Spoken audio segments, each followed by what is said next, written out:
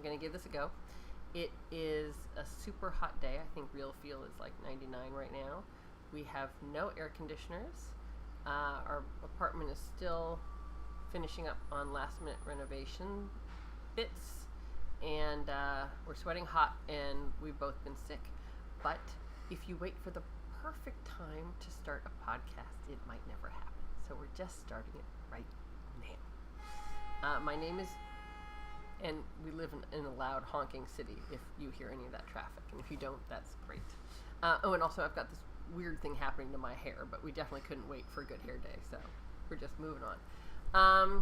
My name is Jennifer, and this is my daughter. I'm Vivian. And we knit. We're on Instagram as We Are Tushy. And I guess we should start with who we are first as our intro, but in my brain, we started with who we are and then went through it and then talked about why we want to do a podcast. But maybe we start with why we want to do a podcast and then explain who we are. Sorry, not to mix it up too much. You might have your own reasons for doing a podcast. I bet number one will be because I'm doing the podcast, and so but a big reason I'm doing the podcast is actually because of you, because it's something else we can do together. We knit together, and we talk about yarn and stuff. We don't really talk about knitting. We're doing the knitting, so we don't talk about it. So I thought this would be like other stuff while we knit. Yeah, other stuff while we knit. But I kind of thought I would like to have conversations with you about knitting. So part of it is actually I'm doing it because of you as much as you're doing it because of me. But also because knitting is it's a weird thing, right? You go into a store or you go to one of the conferences that they have, I call them conventions, whatever, the Rhinebeck or Vogue Knitting Live or whatever happens in your area, Edinburgh, and you're instantly part of a giant community and everyone gets it. Like if you walk into a store, someone will just say, "Oh, what are you working on?" And that question makes sense, and you're happy to talk about it, and you think this is the most interesting topic of conversation, and so does the other person, and you discuss all aspects about it. But friends who don't knit, and family members, some who live in your own home, relatives, whatever, if they don't knit, they really don't get it, and it can be a little isolating to knit also. And so listening to podcasts has been another part of that expanding community where we're knitting and we'll watch a podcast and we're like, oh, they get it, oh, that's so funny, all the jokes that we think are funny that someone else might not makes me feel more connected to people. So I kind of wanted to explore having more of that dialogue myself with other knitters too, and I thought the podcast could be an avenue for doing that. We'll see if that proves true. If anyone reaches out and responds to this, like, hello, is anyone out there? It's like dropping a little bottle in the ocean with a note in it and see if it reaches land. That's how this feels.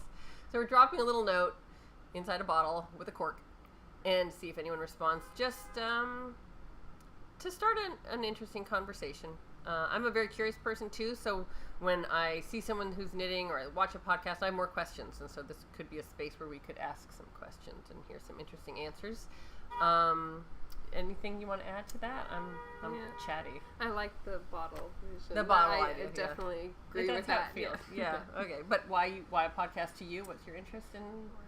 I guess sharing with the knitting community. The Ravelry is a chance to do that. Yeah. And this is another. I'm bad about Ravelry, I gotta say, because you have to put down your needles. I mean, they're down at the moment. In theory, we could be knitting while we do this, and maybe we'll get to that comfort level. Right now, I'm a little nervous. But like we can knit while we watch podcasts. And I can't be on Ravelry and knit, just like eating. If I could just figure out eating and knitting at the same time, that would be really helpful.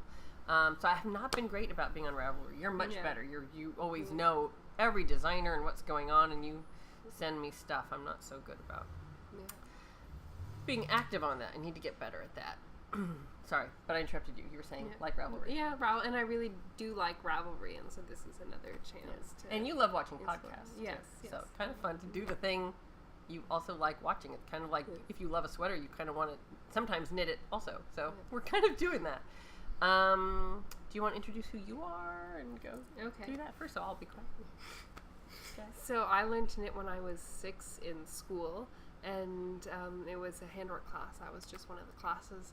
And so my first project was actually, well, it was just a square but you seam it up and you make it a cat, and I still have it here. I have it. You have it. I have saved these it. precious objects. Yeah. So you are technically allergic to it since it has mohair. Mohair. Yeah. Allergic. Yeah. Okay. So this is the cat. It's just a square seamed up. This on the side. It's probably a familiar project. Yeah. But yeah, that was my beginner project and really started everything, I guess. I'm not sure I would have picked it up, but I had a couple more years of the handwork class, and so that really reinforced it. And you were knitting. Mm-hmm. So then I just kept on knitting because that class stopped. So Although I wasn't knitting, I'll get to how I started knitting, but I wasn't knitting as much until actually after you got further along in knitting. Yeah, I guess, but I think you knowing how kind of. Yeah, sure. Because no one else was doing it around me outside of that class. Right. But you didn't know how, so. So that was my first project, and then my second project was this little gnome here that I actually liked. Also in school. Yes, I wasn't so fond of the cat, but I really did like this guy with his beard.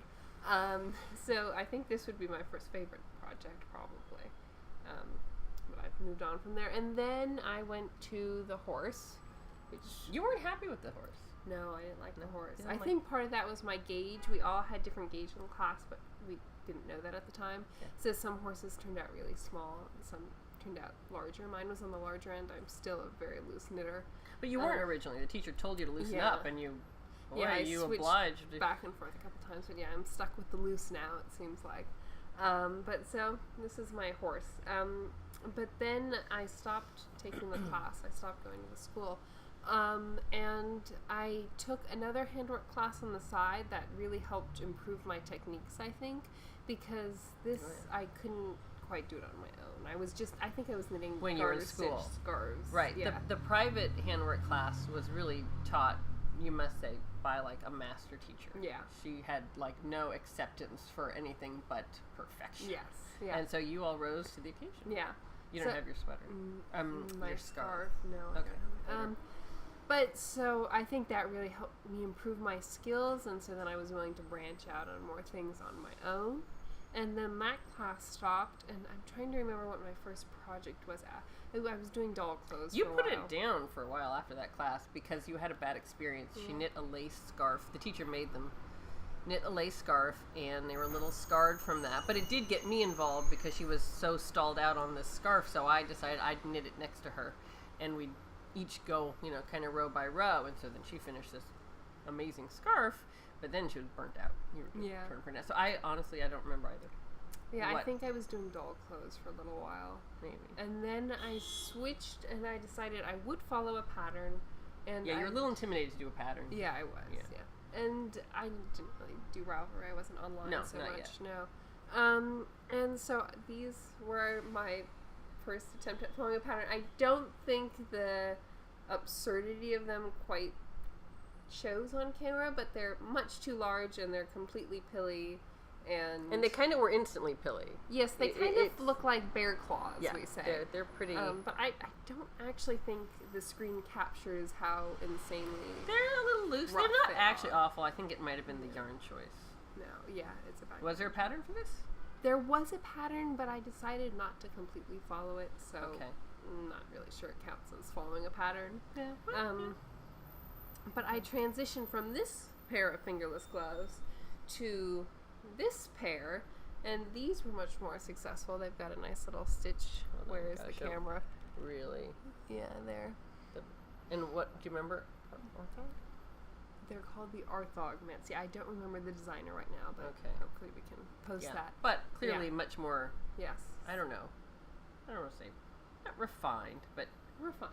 You're following a pattern gets you, a certain assurance of results. Yeah. I guess that might be our lesson.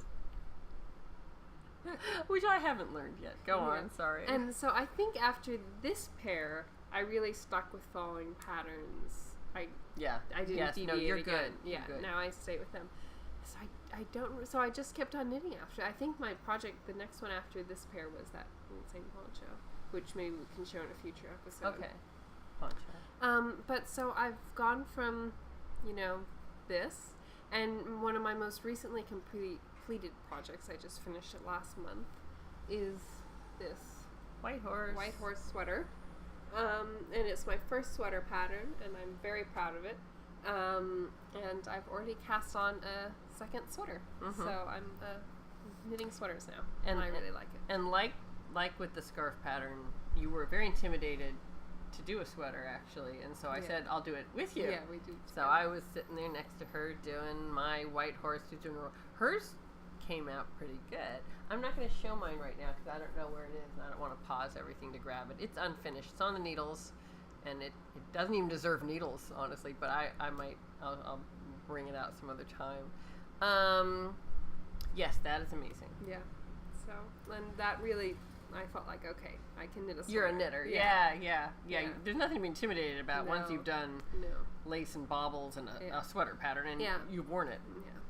And this was this might be my first attempt after that scarf at lace again. At lace again, yeah. And you did it. Yeah. It was great. It is fantastic. So, and it fits. Yeah. I think a lot of our knitting stuff overlaps. Like your story, like I wouldn't have done that sweater and tried it with lace and the yoke and everything, but then since you were doing it, I tried it, and again because of your original lace scarf, that got me picking up my needles. So I taught myself to knit using a handy booklet I bought at a local shop. I was working in advertising at the time. I had to set my computer doing copywriting, and on a lunch break one day I wandered down to a local, they just sold everything. I don't remember what it was. I was in Boston at the time. It wasn't even just a craft store, it just was an everything store, and they had, nice acrylic yarn and a learn to knit book, which I have to find. It's in storage right now. But it taught me how to knit from zero. I had zero experience with it. I was in my 20s, and I absolutely learned to knit. My first project, I made my sister a hat with a pom-pom on it. People at work, and I did it all at work, and people at work would stop by my desk to check on my progress. They were fascinated by this bizarre thing I was working on during my lunch breaks. And she still has that hat. And she still has it and loves it. Bless her. Yeah. Like, not quite 20 years later, but close. And then I kind of thought, okay, I've learned to knit. Put that away. We moved to Los Angeles, not a ton of knitting stores there, so I would go every now and then, but I'd buy yarn, but I didn't really knit anything, I don't think, in that time period. I had you. I still wasn't knitting. You went to school, to a school that taught knitting, and so they would do fundraisers and festivals and have things that moms knit or parents knit to contribute to sell at some of the craft things, and I said, I know how to knit, I can knit something. And I knit little things, I don't remember what even little projects I did. And I'm trying to think. I think pigs. I feel like pigs. Pig, sheep. Pig, I did sheep. I did a cute sheep. Yeah. Little things, nothing major. Just it was a thing I could do. I can knit. Okay. And still nothing. But when you left that school and we went to find you a handwork class outside of that original school, and you started knitting, I was very impressed. And they knit socks, and that kind of is like magic to me. She knit socks. You're not even mentioning that. You did knit a pair of socks. They hated the sock project. Also, kids knitting socks, and then like by the time they're done after a year, most of them had outgrown their socks. That was not well planned. But that was magic to me. And I don't know, it's hard to say I can't knit socks. If the kids could knit socks, I realized I probably can figure this out. And I think I knit a pair of socks soon after that, and that I was a little addicted to. I've knit a fair number of socks. Did you knit the sweater first before the socks? Which sweater? I've knit a few sweaters. The gray sweater. That first, I think your first sweater, the one I have. Oh, the cardigan. Yeah, the cardigan. Oh. Sorry. I don't know. I would always go and buy Japanese knitting books for some reason I couldn't read. Maybe that's because that like absolved me from feeling an obligation to knit it. Because how could I knit it? I can't read. But I would buy those and look at them, and it's so beautiful. And I just wanted to order the stuff like it was a catalog. I didn't want to knit it. I always kept saying, but I actually did want to knit. I was very intimidated. Very, very intimidated. But slowly the socks really got me like, I really can do this. What else can I do? And I kind of never looked back. Sweaters and scarves and cowls and hats and more socks. But what shifted for me is that I used to think I would knit to get the specific thing that's in the pattern and get that result, like if you bake something, you want the cake to look like what you started out, what's on the page. But I shifted actually to just kind of knitting for curiosity's sake to find out how does that work and can I do it and what can I learn from it. And I feel like I'm just collecting skills at this point. I feel like I'm intrigued to figure out how to build something. And right now I'm sort of in training of how do other people build things and how does it get put together. I have tried to knit some stuff from scratch without a pattern. Mixed results. I usually, not always, but often alter patterns when I get them. Like, okay, I'll do that, but I want it a little different than that, and so I'll make changes. That is also not always successful, but always interesting. So it's okay. Patterns are also, I'm discovering, all very different. Some of them are so easy to follow, so like comfortable. I'll say the whole time I'm doing it, I'm saying, I'm loving this pattern. Yeah. And it's not about the yarn and it's not about the knitting time. It's like, oh, that makes such great sense. This is so interesting, the result that it gets. One of them, oh, sorry about the noise. One of them was the Nuke sweater from one of the Lane issues. Yeah, the first Lane issue. Was just a pleasure to read. That sounds really weird to me, but it was a pleasure to engage in that pattern. And the result was like spot on. Wow, I really got exactly what I wanted. It was beautiful and easy, and I love to wear it, and I wear it a ton. Yeah, I think that was the first time I heard you mention that the pattern was comfortable. So great. Yeah. I didn't even know what that meant, but that's what I kept saying. Yeah.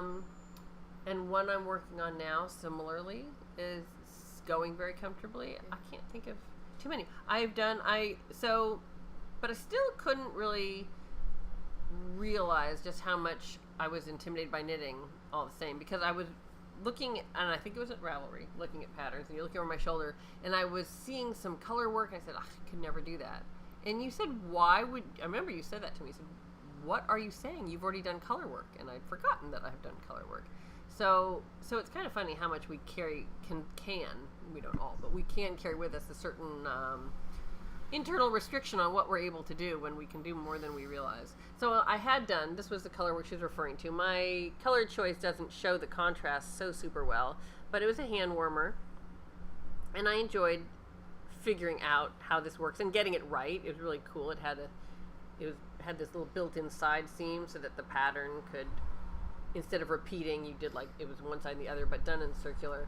And it was beautiful, and that was my first color work. And like, you know, my floats are nice. Like, I can look, like, that came out. Yeah, the tension's yes, consistent. It was fine. Frankly, it was a little too tense because it doesn't have that much but you're a tight knitter. But that's color work. Color work doesn't have a ton of positive ease, right? Is that the right word? Well, it makes knitters tighter also. I think they automatically and I already get tighter. knit like bulletproof, so that's a little, so I have to figure that out. But I realized, why was I saying I can't do color work? I can do color work. I didn't adore color work, but it was interesting. The other one is incomplete on the needles, and there it shall stay, I think. I got what I wanted out of it, and I feel like that's okay for me. It wasn't a gift that wasn't fulfilled. It was for myself. I did learn what I wanted to learn from it. And I will look for a different pattern that might, I don't know, fulfill me more. My favorite finished object is my tea cozy. And I had a pattern for that? Yeah. I feel like I did. Okay, I'll have to find the pattern, which one that I used for that. But this I didn't necessarily love making, but I love having a tea cozy. I mean, it transforms your cup of tea. Not in the summer. It's also adorable. I mean, look at that. Well, that's the teapot. I mean, that's the nature of a tea cozy. It's cute. It makes it really, cute. You're not going to see a non-cute tea cozy. It's a cute concept.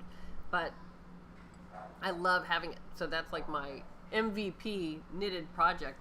Not the sweaters, not the hand warmers, not the winter hats or the gaiters or what, and none of it. That tea cozy, man, I appreciate it every time I use it more than any of my other stuff. So that's kind of funny. You never know what'll strike that chord. Do you have a favorite? Well, your sweaters, you're like... Yeah, I really like the sweater, but I think I also do this. Yeah, you got me into those too. Yeah, and I think it's just very classic. Well, it seems, down this thing down here. Get it to look proper. There we go. Okay, so the keyhole scarf. There's lots of variations of it. Classic, though. Yeah, but very classic, and And I just really like how it came out, and the gauge was right, which for me is a hard thing to master because I'm such a loose knitter. Crazy loose. But the gauge was perfect, and it's really warm, and I wear it a lot, and I really like it. Yeah, those are handy to have. Yeah, I want to make another one this winter. That one came out. Yeah, and they show off the yarn nicely too. Yeah, it does just with hold this the yarn that flat. happens to be colorful. Yeah, you got that yarn at Vogue Knitting Line? Yeah, Vogue Knitting Line. But I really do like the sweater also, so I think it's a tie between those two. Yeah, and now you're working on another sweater. And now I'm on my second sweater. Yeah, and I'm working on a sweater that's kind of like a just relaxing sweater right now. Okay, wait. Did you introduce yourself? Who are you? Did we skip the first thing? I don't know how much who are you want to I don't know. put into my that. knitting is... Your knitting is who you are for me, this? Yeah. We did say our names, right? I'm Vivian. We did get our names out. We did manage to organize that much. Yeah. Who am I? I'm Jennifer. And I am a knitter. I'm also now a student again. I've gone back to graduate school, and I'm in a cognitive science program. I'm mostly, though, studying creativity, which is to say, sort of, what is your brain on creativity? What's going on in there when you're creative, and what's that mean? What does creativity mean? As someone who butts up a lot against, I don't know if anyone else has that experience where you'll meet people who view knitting as a craft and something like painting as an art. I really take exception with that. I'm not sure where that line gets drawn, but it is certainly all creative. If you're following a pattern, you're making choices nevertheless, and you're bringing something to yourself into attention, makes a big difference. Your concentration, color choice, your yarn choices, honestly, your needle choices, every part of you is in it a little bit, so I feel it's creative anyways. I do tend to veer off of my patterns a lot more than usual, and I'm not sure yet if that's a good thing or a bad thing. I'm still trying to figure out if that's good that I add a little something. I'm going to do that again. We'll talk about current works in progress maybe in another time, but I am still exploring whether I like to veer off or not, and what's the best way to do it, because maybe there's a method that I'm missing of where you make your choices to do an alternative. Like, is it just yarn? When you could add a stripe, you could add really anything when you start to understand the construction. So I'm still understanding and studying construction when I'm knitting to see where I can veer off. And like I said, sometimes it works, sometimes it doesn't. But I enjoy the process all the same, no matter what. I'm happy knitting. Yeah. Do you have anything you wanted to add? I'm looking. I had a little list. Who are you? Development, evolution of interest. Yeah. I'm interested. Okay, so one thing we should add is we have shifted a little bit from just knitting. Not just knitting. I love knitting. Knitting's like top priority every single day. But from knitting alone to sometimes bringing it out when we have an opportunity to do some teaching. I did get my that was a motorcycle. A certified knitting instructor pin. I got that from the Yarn Council a year ago or so, to make me feel a little bit more confident so that I could propose workshops. So we do volunteer work with a charity organization, and I've worked with adults and with children.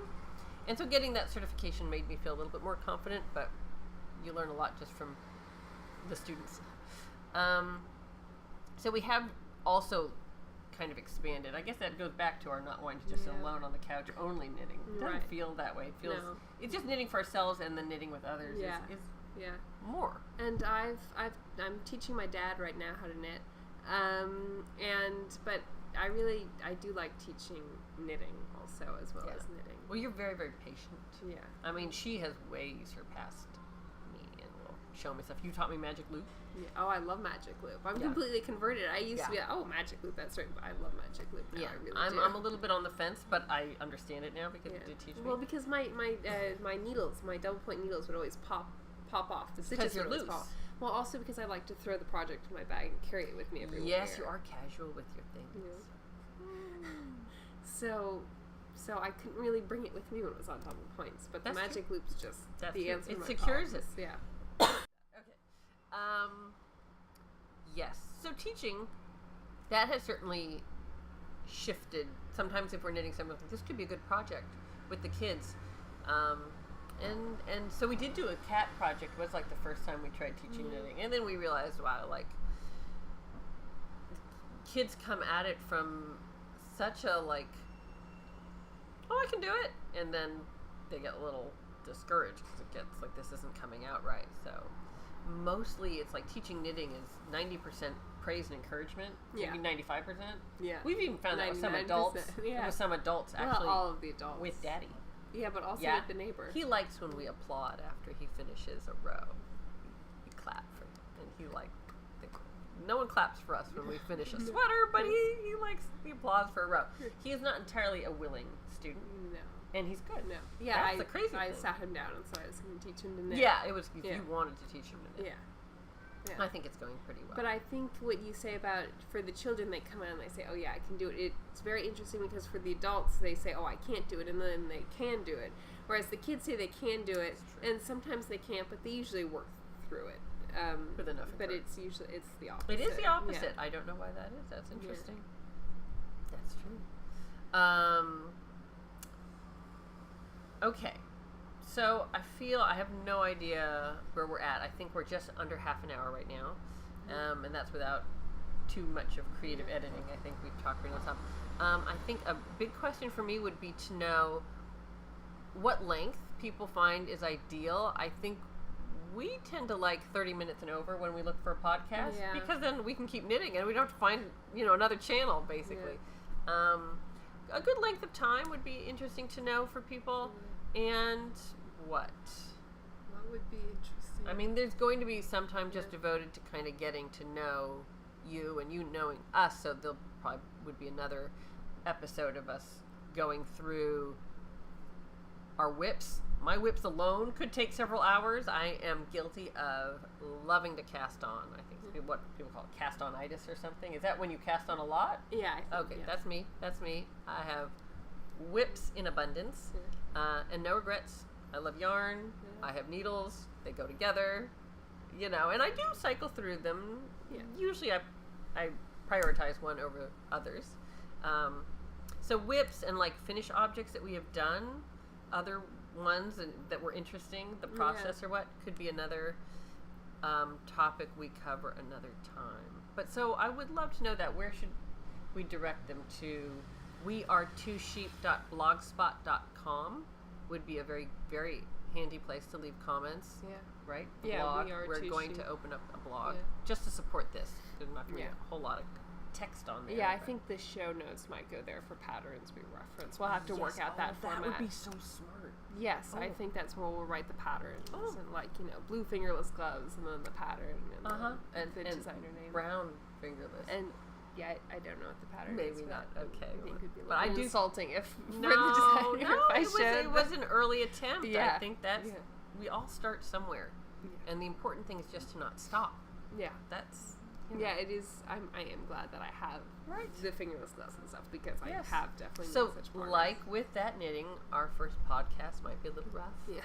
But maybe we will transition on to a beautiful yoked sweater, and maybe not. But maybe. Yeah. And we'll like to look back at this one. Yes, and we'll laugh. Yeah. Okay. Okay. Well, thank you. Nice to meet you. Yeah. Right? Yeah. Yeah. Okay. Bye. Bye.